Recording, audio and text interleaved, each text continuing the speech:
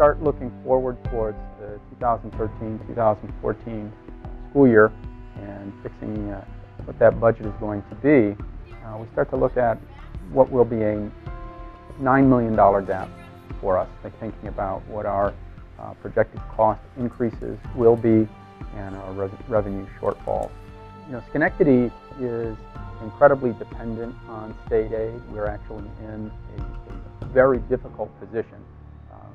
The state has a formula that determines how much money every school district should be getting in state aid. This is written into law. It's been determined by court. And that number for Schenectady should be $135 million. What we get is more like $73 million. That means that we're getting about 54% of the aid that the state says we need to provide a sound basic education. The median level in the state is 82%, and if Schenectady were to be funded at 82%, that would mean almost $111 million in aid. That would be an increase of about $38 million. The combined wealth ratio is a calculation that the state does to figure out how able a community is to pay for its own schools. And they figure that out so that 1.0 is the average combined wealth ratio in the state.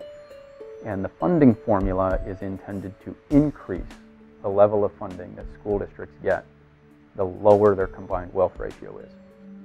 However, that formula has a floor at 0.65, and Schenectady's combined wealth ratio is 0.386. And so that means that extremely poor districts are treated the same as moderately poor districts.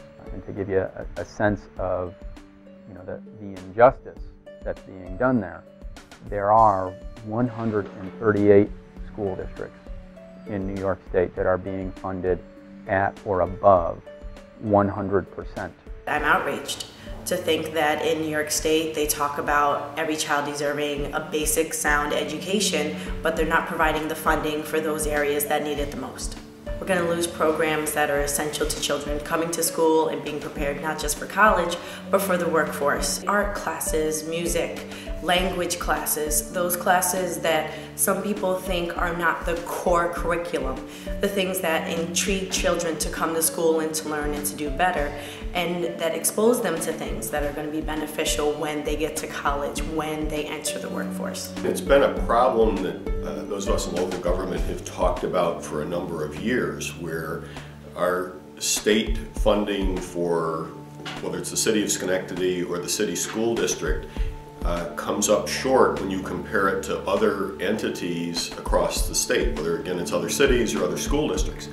And it's the bottom line shows up in why we have high property taxes here in the city of Schenectady. Our taxpayers are forced to pay more out of their pockets because of the inequity in that state aid formula. And again, whether it's municipal aid going to cities or it's aid going to the school district. I understand the state faces many challenges, but none is more important than safeguarding the future of our children.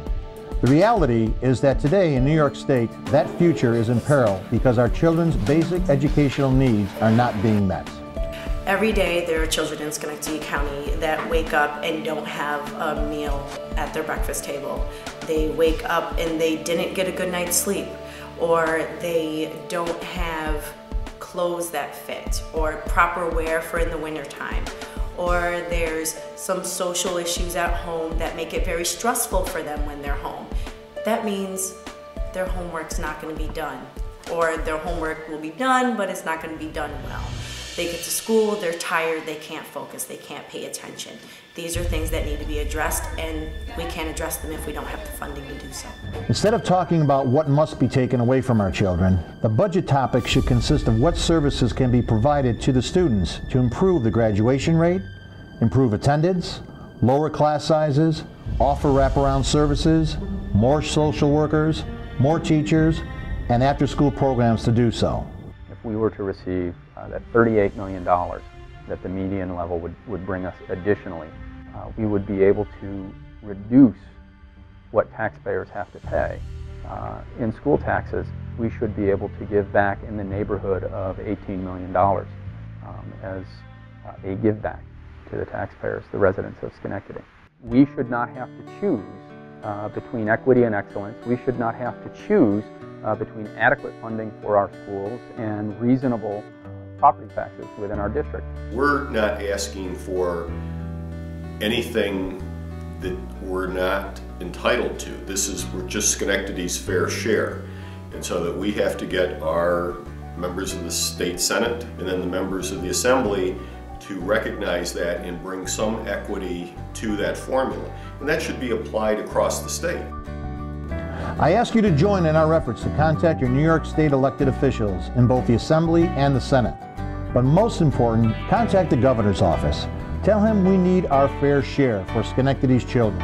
Ask the questions that need to be asked so that you too can let everyone know this affects me. This is not one person. This isn't 10 people. This is an entire district that needs the help.